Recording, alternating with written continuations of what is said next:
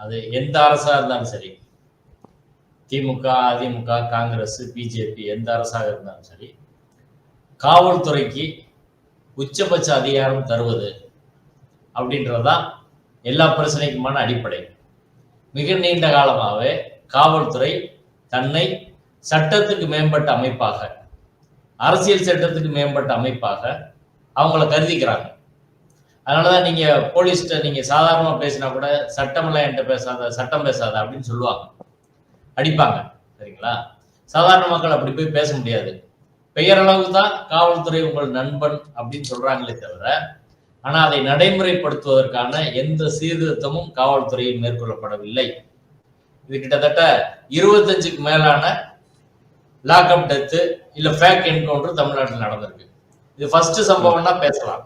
இதே ஆட்சியில் எவ்வளவு நடந்திருக்கு? ஏடிஎம்கே ஆட்சியில இதை விட கூடுதலா நடந்துச்சு.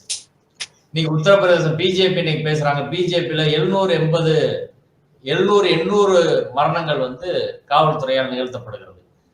சிறுபான்மையினர் குறிவச்சு அடிக்கப்படுறாங்க போலீஸ்னால.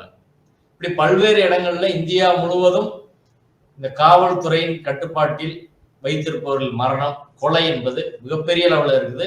உச்ச நீதிமன்றம் பல்வேறு முறை இதுல தலையிட்டு, அது மாதிரி நடந்தா, ஒரு போலீஸ் கஸ்டடியில ஒருத்தர் இறந்தா முதல்ல கொலை வழக்கு போடணும், அதுக்கப்புறம் எப்படி போஸ்ட்மார்ட்டம் பண்ணணும், எல்லாத்தையும் வீடியோ எவிடன்ஸ் எப்படி எடுக்கணும், ஜுடிஷியல் என்கொயரி என்ன பண்ணணும், எல்லா விஷயத்துக்கும் வழிகாட்டி இருக்கிறாங்க. ஆக்ட்லயே அப்படி இருக்கு.